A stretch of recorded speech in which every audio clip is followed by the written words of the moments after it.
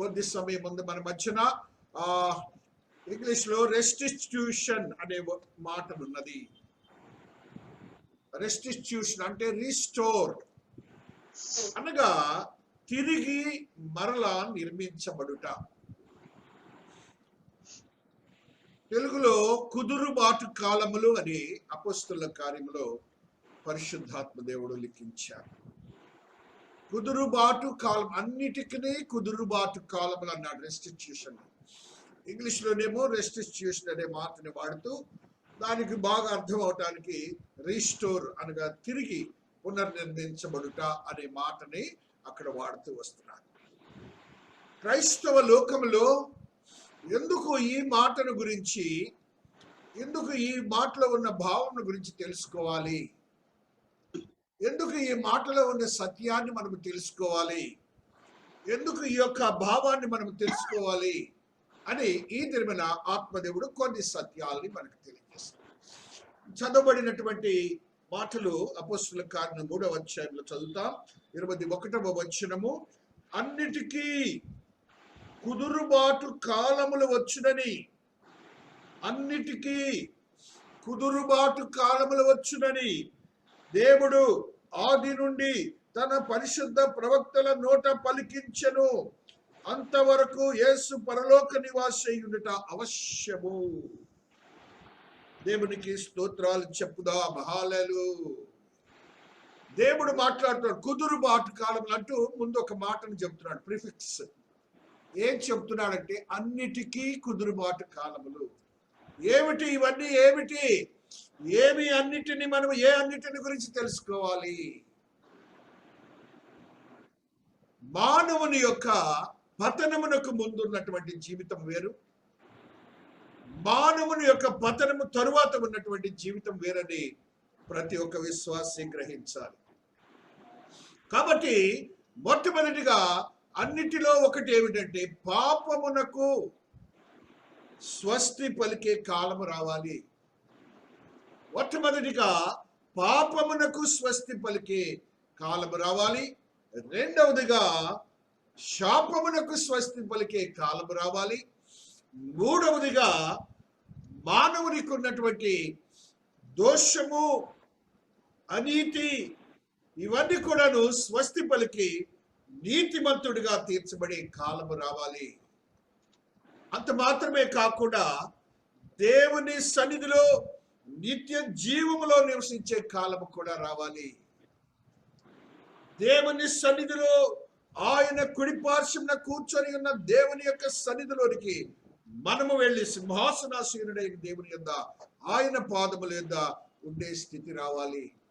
ఇవన్నీ కూడా మనం పోగొట్టుకొని పాపభూయిష్టమైనటువంటి జీవితంలో జీవిస్తూ దేవునికి అతి దూరస్తులుగా ఉంటున్నాము. ఆ కాలం కొరకు మనం ఎదురు చూడాలి. అన్నిటికీ అది మానవుడికి ఉన్నటువంటి స్థితి. రెండవది సృష్టి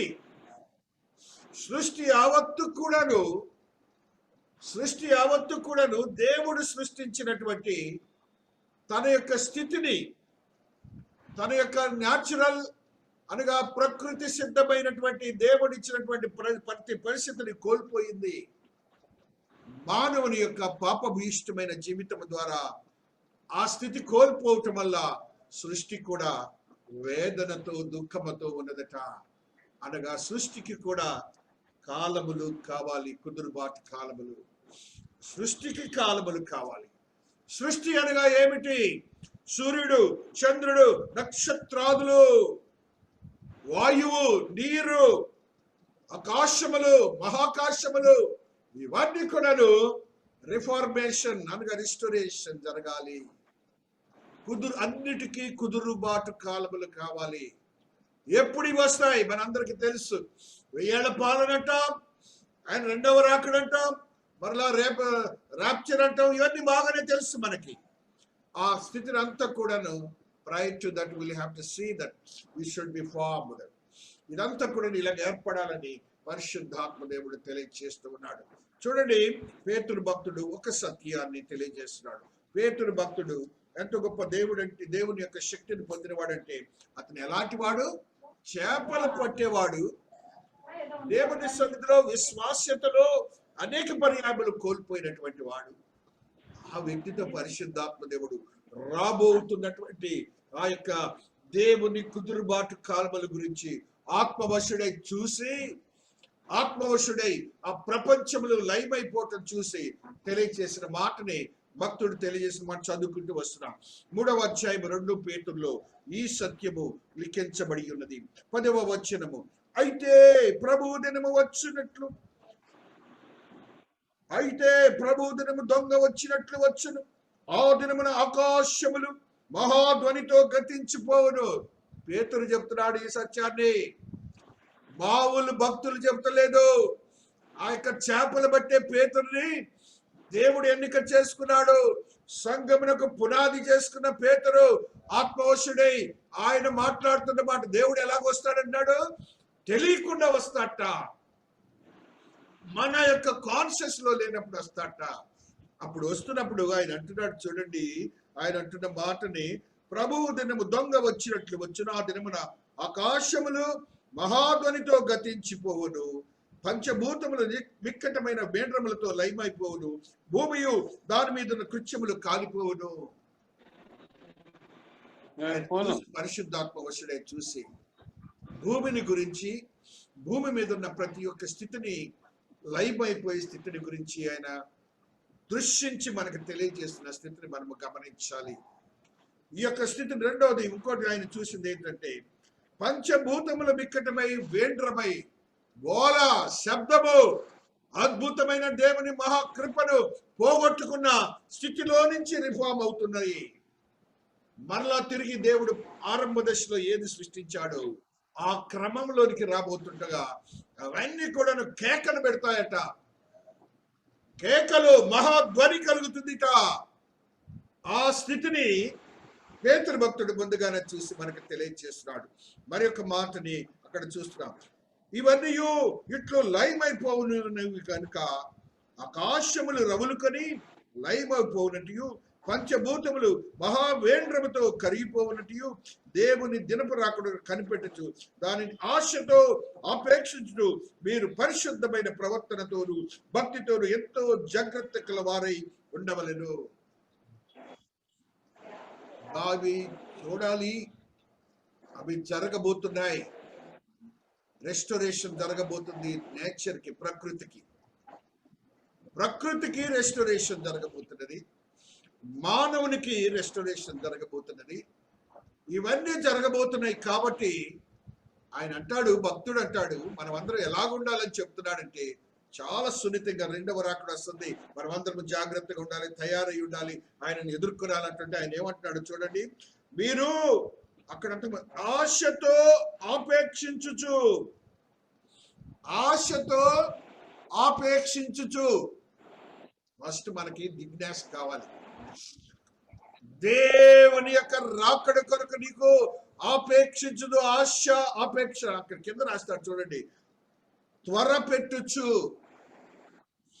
బోధంలో రాసిన మాట ఏంటంటే, నీ యొక్క హృదయం ఏం చేయాలంటే త్వర పెట్టాలి. ఏదన్నా ఒక పని ఉన్నప్పుడు త్వరగా చేస్తూ హడావుడికి చేస్తూ ఉంటామే, ఆ హడావుడి నీలో రోజులో ఎన్నిసార్లు ఉంటుంది? ఉండదుగా. మనకేంటంటే వాక్యం అంటే పాష్ గారు చెప్పిన కొద్దిసేపే, కానీ మనం దాన్ని అనువర్తించుకొని మనకు మనముగా జీర్ణించుకున్నటువంటి ఆశతో ఉండాలి. ఆశతో ఆపేక్షించుచు మనం ఏం చేయాలంటే ఎదురు చూసి త్వరపెట్టే మనస్సును కలిగి ఉండాలి. అప్పుడు ఉండి ఏం చేయమంటున్నాడు చూడండి, ఆయన అంటున్న మాట, భక్తితోను మీరు పరిశుద్ధమైన ప్రవర్తనతోను భక్తితోను ఎంతో జాగ్రత్త గలవారై ఉండవలెను. ఎందుకు జాగ్రత్త? భక్తిలో తప్పిపోతారేమోనని, ప్రవర్తనలో తప్పిపోతారేమోనని ఎంతో జాగ్రత్తగా. ఇప్పుడు అది లేదు మనకి. భక్తి తగ్గిపోయిందిగా, చర్చికి వెళ్తే చచ్చిపోతారుగా. భక్తి పోయిందిగా, చర్చికి వెళ్తే మనం చచ్చిపోతాంగా. అది మనకి భక్తి తగ్గిపోయింది. అందుకనే ముందు రాకడ గురించి పేతురు భక్తుడు మనకి తెలియజేస్తున్నాడు. ఎంతో జాగ్రత్తతో ఆశతో ఆపేక్షించే మనస్తత్వం మీకుండండి. ఇవన్నీ లైమైపోతున్నాయి. రేపు నీ ఇల్లు కూడా ఉండదు, నీ బిల్డింగ్ కూడా ఉండదు, కాలిపోతాయి. నువ్వేం చేస్తావు? You cannot call anybody else in this world. You cannot call, they cannot help you, they cannot help. ఇది రేపు జరగబోతున్నటువంటి అద్భుతమైన సత్యము. కాబట్టి మనుష్యుడిగా నువ్వు తెలుసుకోవాల్సింది ఆపేక్ష, ఆశ, తృష్ణ కలిగి ఉండాలి. భక్తిని నువ్వు కోల్పోవద్దు, భక్తిని నువ్వు కోల్పోవద్దు. లోక మర్యాదల చొప్పున నీ యొక్క మనస్సును స్థిరపరచుకోవద్దు. నీ యొక్క భక్తిని ఆ రీతిగా ఉంచుకోమని పేతురు భక్తుడు ఆ యొక్క ఆత్మవశుడై దృశ్యించి చెప్తున్న మాటని మనం మంచి ఏమంటాడు చూడండి. మీరు పరిశుద్ధమైన ప్రవర్తనతోను,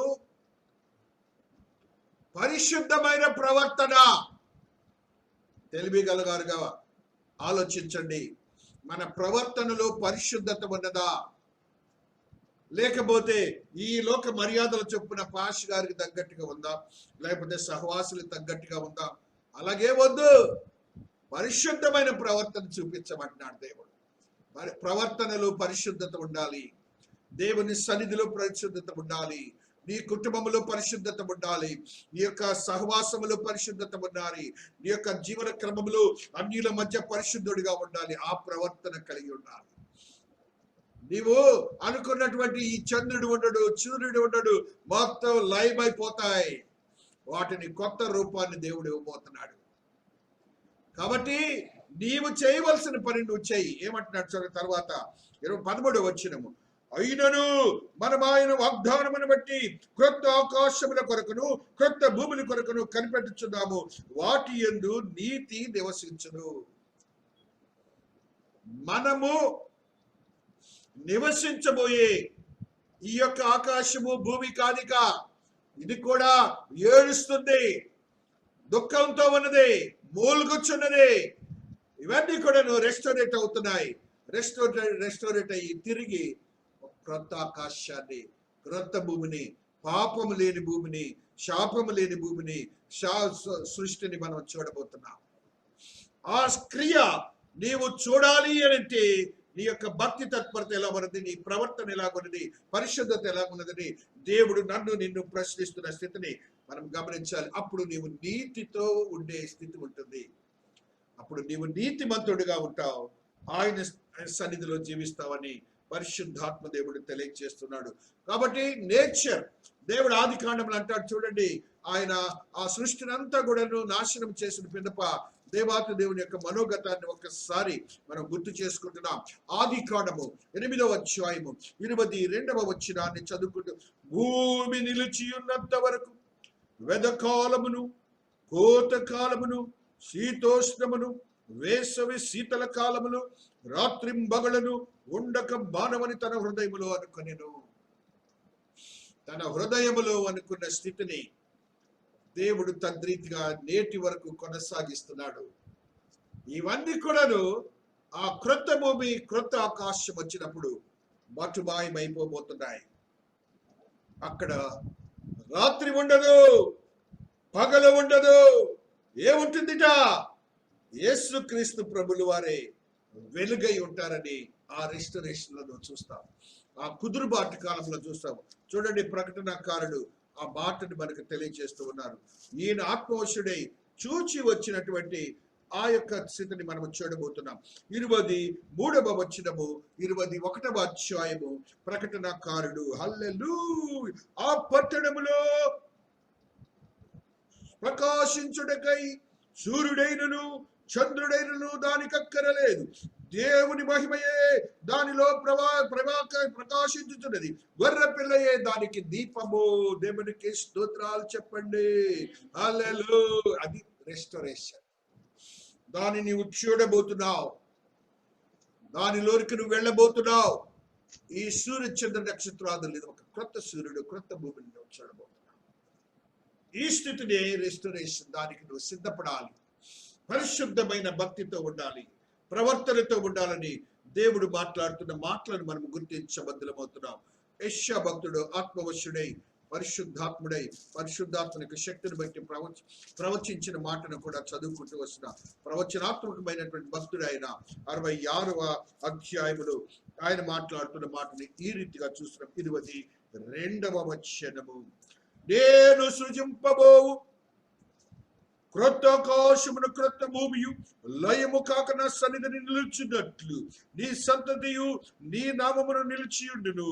ఇదే యెహోవా వాక్కు. 23వ వచనం, ప్రతి అమావాస్య దినములను ప్రతి విశ్రాంతి దినములను నా సన్నిధిని మొక్కుటికై సమస్త శరీరులు వచ్చెదరు అని యెహోవా సెలవిచ్చుచున్నాడు. వారు పోయి నా మీద తిరుగుబాటు చేసిన వారి కళేబరములను తేరి చూచెదరు. వాటి పురుగు చావదు, వాటి అగ్ని ఆరిపోదు, అవి సమస్త శరీరం హేయముగా ఉండును. రేపు జరగబోతున్నటువంటి ఆ రెస్టరేషన్ టైంలో మనకి ఇవన్నీ కూడా చూడబోతున్నామని ఆత్మదేవుడు మాట్లాడుతున్న మాటలను మనం చూస్తున్నాం. తరువాత God is going to bind the Satan.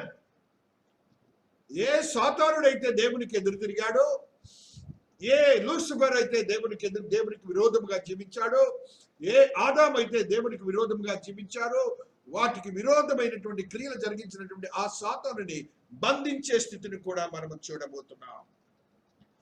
ప్రకటనలో మనం చూస్తాం, అతన్ని బంధించే స్థితిని మనం చూస్తున్నాం. సాతానుని ఇప్పుడు జయించబడ్డాడు నా యేసు ద్వారా. రేపు నా దేవుడు బంధించబోతున్నాడన్న స్థితిని మనము గ్రహించబద్దలమవుతున్నాం. ఆ రీతిగా ఆ కాలము, తిరుగుబాటు కాలం ఎప్పుడు వస్తుందో ఎవరికి తెలియదు. అపోస్తుల కార్యములు ఆ మాటని మనము చదువుకుంటూ వస్తున్నాం. అపోస్తుల కార్యములు 1వ అధ్యాయము 7వ వచనము ఈ సత్యము లిఖించబడినది. కాలములు సమయములు తండ్రి తన స్వాధీనములో ఉంచుకొని ఉన్నాడు. వాటిని తెలుసుకొనుట మన పని, మీ పని కాదు. కాబట్టి కొంతమంది ప్రవచిస్తున్నారు, ఈ టైంలో వస్తాడు దేవుడు, ఈ టైంలో వస్తాడు అని లెక్కలేస్తున్నారు. వాక్యము సెలవిస్తున్నది మన పని కాదన్నాడు అంతే. మన పని ఏంటి? పరిశుద్ధమైన ప్రవర్తనతో కూడిన భక్తి, నీతియుక్తమైన భక్తి. దాని కొరకు ఎదురు చూడు, ఆయనతో ఉండటానికి ప్రయత్నం చేయి. మార్కు భక్తుడు కూడా సువార్తలో ఆయన తెలియజేస్తున్న మాటని 13వ అధ్యాయంలో ఈ మాటను ఒకసారి చదువుకుందాం. 13వ అధ్యాయంలో ఉన్న ఈ సత్యాన్ని ఈ రీతిగా 32వ వచనం, ఆ దినమును గూర్చియు ఆ గడియను గూర్చియు తండ్రి తప్ప ఏ మనుష్యుడైనను పరలోకమందు దూతలైనను కుమారులైనను ఎరుగరు. జాగ్రత్త పడుడి, మెలకువడి, ప్రార్థన చేయుడి. ఆ కాలం ఎప్పుడు వచ్చునో మీకు తెలియదు. కాబట్టి ఈ వాక్యాలన్నీ మనకు తెలుసు. జాగ్రత్తగా ఉండమన్న సంగతి మనకు తెలుసు. పరిశుద్ధ ప్రవర్తన అన్న సంగతి మనకు తెలుసు. ఆ యొక్క కాలముల గురించి ఎదురు చూస్తాలు అనవసరం. మనం చేయాల్సిందల్లా ప్రార్థన చేసే స్థితి మన జీవితాలకు ఉండాలని ఆత్మదేవుడు మాట్లాడుతున్న మాటని మనం చూస్తూ వస్తున్నాం.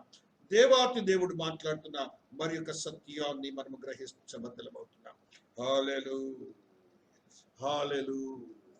జూడ్ 14వ వచనం, యూదా భక్తుడు రాసినటువంటి ఈ మాటను చదువుకుంటున్నాం. హల్లెలూయా, స్తోత్రం, స్తోత్రం, స్తోత్రం. 14వ వచనము యూదా పత్రిక ప్రకటనకి ముందు ఉంటుంది. ఆదాము మొదలుకొని 7వ వాడైన హనోకు కూడా వీరిని గూర్చి ప్రవచించి ఇట్లా, నేను ఇదిగో అందరికి తీర్పు తీర్చుటకును వారిలో భక్తిహీనులందరూ భక్తిహీనముగా చేసిన వారి భక్తిహీన క్రియలన్నిటి గురించి, భక్తిహీనులైన పాపములు తనకు విరోధముగా చెప్పిన కఠినమైన మాటలన్నిటిని గురించి వారిని ఒప్పించుటకును ప్రభు తన వేవేల పరిశుద్ధుల పరివారముతో వచ్చెను. యోధా భక్తుడు చూస్తున్నాడు. ఆదాము మొదలుకొని హనోకు వరకు ప్రవచించారంటున్నాడు. ఆదాము కూడా ప్రవక్తగా చెబుతున్నాడు. ప్రవక్తలు ప్రవచించారు. ఆదిలో ఆయన రాకడ గురించి, ఆయన జడ్జిమెంట్ గురించి ప్రవచించారు. అది రేపు రిస్టోరేషన్ జరగబోతున్నది. శాపగ్రస్తమైన జీవితం, సూర్యచంద్ర నక్షత్రాదులు రెస్టోరేట్ కాబోతున్నారు. శాపగ్రస్తమైన జీవితము విడుదల కాబోతున్నది. సాతానును బంధించి రెస్టోరేట్ చేస్తున్నాడు దేవుడు. ఆ స్థితి నువ్వు కలిగి ఉండి జీవించడానికి నీకు ఏమైందని ఆత్మదేవుడు మాట్లాడుతున్నాడు. చూడండి, శాపగ్రస్తమైన జీవితం పోయి నీకు ఏమి రాబోతుంది. 22వ అధ్యాయం ప్రకటనకారుడు తెలియజేసిన ఈ మాటని 3వ వచనాన్ని చదువు.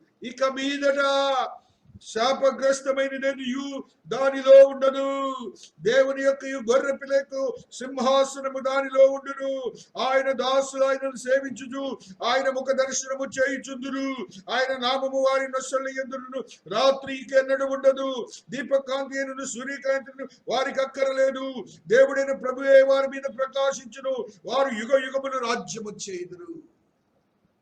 అది రెస్టరేషన్ అంటే, అదే తిరుగుబాటు కాలం అంటే. రెస్టోర్ కాబోతున్నది, మనం రాజ్యం చేయబోతున్నాం. శాపము లేదు అక్కడ, అస్వస్థత లేదు. శాపము లేదు, అస్వస్థత లేదు. ఇప్పుడు మనం అనుభవిస్తున్నామే అస్వస్థత, మనం కొని తెచ్చుకున్న పాపమే.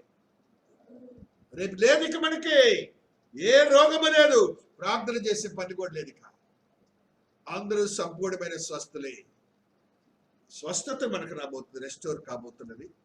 అంటున్నాడు చూడండి, ఆ స్వస్థత గురించి ఆయన మాట్లాడుతున్న మాటని 2వ వచనములు ఆయన మాట్లాడుతున్న మాటని 22వ అధ్యాయం. మరియు స్ఫటికములే మెరిగినట్టు జీవజలములు ఉన్నది, దేవుని యొక్క గొర్రెపిల్లకి సింహాసనముందు ఆ పట్టణము రాజవీధి మధ్య నుండి ప్రవహించుట ఆ దూత నాకు చూపాను. ఆ నది యొక్క ఈవలను ఆవల జీవ వృక్షములను, అది నెల నెలకు ఫలించుచు 12 కాపులు కాయును. ఆ వృక్షం యొక్క ఆకుల జన్మలను స్వస్థపరచడికై వినియోగించను. మనకి స్వస్థతే, రోగము లేదు, దుఃఖము లేదు, కన్నీరు లేదు. రెస్టరేషన్ అంటే అది. ఆ కాలముల కొరకు మనం ఎదురు చూడాలి. ఆ స్థితిని మనం పొందటానికి మనం ఆత్మీయతలో బలపరచబడాలని పరిశుద్ధాత్మ దేవుడు మాట్లాడుతున్న మాటలను మనం గ్రహించబద్దలమవుతున్నాం. అదే రీతిగా మరి యొక్క సత్యాన్ని మనం చదువుకుంటూ వస్తున్నాం. పరిశుద్ధ గ్రంథములు హెబ్రీయులకు రాసిన పత్రిక 2వ అధ్యాయము 7వ వచనమును మనం చదువుకుంటున్నప్పుడు ఆత్మదేవుడు మాట్లాడుతున్న మాటని ఈ రీతిగా చదువుకుంటూ వస్తున్నాం. హల్లెలూయా, స్తోత్రం. నీవు దేవదూతుల కంటే వారిని కొంచెముగా తక్కువ వారిగా చేసితివి, మహిమా ప్రభావములతో వానికి కిరీటము ధరింప చేసితివి, నీ చేతి పనుల మీద వానికి అధికారం అనుగ్రహించితివి, వాని పాదముల కింద సమస్తమును ఉంచితివి. దీన్ని నువ్వు అనుభవించబోతున్నావు. It is going to be restored, it is going to be restored. దాన్ని నువ్వు పొందబోతున్నావని పరిశుద్ధాత్మ దేవుడు తెలియజేస్తూ ఉన్నాడు. మరి యొక్క చూస్తున్నారు చూడండి, హెబ్రీయులకు రాసిన పత్రిక 12వ అధ్యాయంలో ఉన్న ఈ సత్యాన్ని చదువుకుంటూ వస్తున్నాం. హల్లెలూయా. 25వ వచనము. మీకు బుద్ధి చెప్పుచున్న వారిని నిరాకరింపబడినట్లు చూచుకునుడి, నిరాకరింపబడకుండానట్లు చూచుకునుడి. వారి భూమి మీద నుండి బుద్ధి చెప్పిన వారిని నిరాకరించినప్పుడు తప్పించుకొనకపోయినట్లా పరలోకము నుండి బుద్ధి చెప్పుచున్న వారిని విసర్జించు మనము తప్పించుకుపోయిన నిశ్చయము కదా. అప్పుడు ఆయన శబ్దమును భూమిని చెలింపజేసిన, కానీ ఇప్పుడు నేను ఇంకొకసారి భూమిని మాత్రమే కాక ఆకాశమును కూడా కంపింపజేతును అని మాట ఇచ్చుచున్నాడు. అది రెస్టోరేషన్ జరగటానికి. కాబట్టి అది జరగబోతున్న స్థితిని ముందుగానే భక్తుడైనటువంటి పాల్ ఆత్మవశుడే హెబ్రీయులకు రాసిన పత్రికను రాసి చెప్తున్నాడు. దానికి ముందుగా ఆయన ఏమంటున్నాడంటే, మీకు బుద్ధి చెబుతున్నాడే ఒక పాదిరి, ఆయన మాట వినండి అంటున్నాడు. ఆయన మాట వినండి, ఆయన వాక్యమే చూసి చెప్తుంది మీకు, మీరు దడుచుకోవద్దు, భక్తి పోగొట్టుకోవద్దు అంటూ ఆయన అంటున్నాడు. నిరాకరించినప్పుడు తప్పించు పనుకోవటం మరి నిత్యం కదా, తప్పించుకోలేవరట. కాబట్టి ఆ స్థితిలోనికి మీరు వెళ్ళవద్దని పరిశుద్ధాత్మ దేవుడు తెలియజేస్తున్నాడు. 1 కొరింథీ 15వ అధ్యాయంలో మరి ఒక సత్యమును మనం చదువుకుంటూ వస్తున్నాం. 24వ వచనము. హల్లెలూయా, హల్లెలూయా, స్తోత్రం, స్తోత్రం, స్తోత్రం, స్తోత్రం. అటు తరువాత ఆయన సమస్తమైన ఆధిపత్యమును, సమస్తమైన అధికారమును, బలమును కొట్టివేసి తన తండ్రి అయిన దేవునికి రాజ్యం అప్పగించును. అప్పుడు అంతము వచ్చును. ఎందుకనగా తన శత్రువులందరినీ తన పాదముల క్రింద ఉంచి వరకు ఆయన రాజ్య పరిపాలన చేయుచును. కడపట నశింపజేయబడు శత్రువు మరణము. రెస్టరేషన్ అంటే ఇక మనకు మరణము లేదు. సాతానుడు బంధింపబడుతున్నాడు, మనకి ఇక మరణము లేదని ఆత్మదేవుడు తెలియజేస్తున్నాడు. నిత్య జీవనకు నువ్వు వెళ్ళటానికి రెస్టరేషన్ జరగాలి. ఆ రెస్టరేషన్ అనేది మనం గుర్తించుకుందాం. ఇంత సృష్టి క్రమమే మారిపోబోతున్నది. ఆ స్థితిలో మనం ఉంటున్నామని ఆత్మదేవుడు తెలియజేసిన మాటలను మనం గుర్తించుకోవాలని ప్రభు మనతో మాట్లాడుతున్నాడు. ఎఫెసీయులకు రాసిన పత్రిక 5వ అధ్యాయము 15వ వచనంలో ఒక సత్యాన్ని చదువుకుంటూ వస్తున్నాం. హల్లెలూయా. ఆ దినములు చెడ్డవి కనుక మీరు సమయమును పోనీయక సద్వినియోగము చేసుకొనుచు అజ్ఞానుల వలె కాక జ్ఞానుల వలె నడుచుకున్నట్లు జాగ్రత్తగా చూచుకొనుడి. ఇందు నిమిత్తం మీరు అవివేకులు కాక ప్రభువు యొక్క చిత్తమేమిటో గ్రహించుకొనుడి.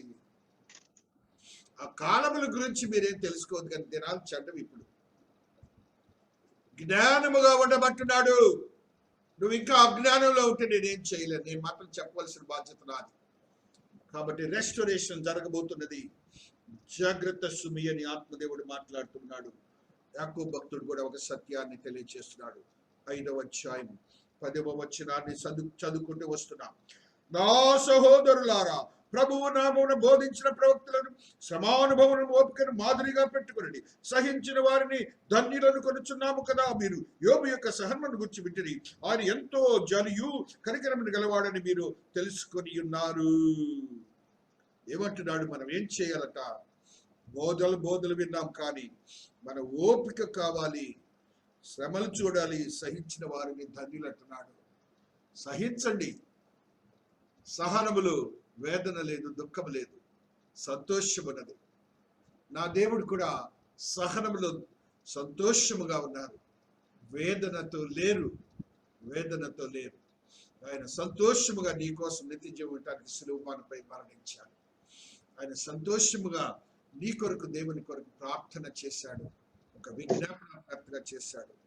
రేపు జరగబోతున్నటువంటి ఆ యొక్క రెస్టరేషన్కి ఈ రీతిగా జరగబోతుంది. కాబట్టి ఇంతకంటే శ్రమలు రాబోతున్నాయి. కాబట్టి మేము సత్యవంతుడివై నీతియుక్తమైన జీవితం జీవించడానికి ప్రయత్నం చేయాలని ఆత్మదేవుడు మాట్లాడుతున్నాడు. ఆ రీతిగా నీ యొక్క ఆత్మీయతను బలపరుచుకొని దేవుని కొరకు సిద్ధపరచబడిన జనాంగంగా ఉండాలని పరిశుద్ధాత్మదేవుడు తెలియజేస్తున్నాడు. దేవుడు ఈ పరిశుద్ధ వాక్యమును దీవించి ఆశీర్వదించును గాక. ఆమేన్.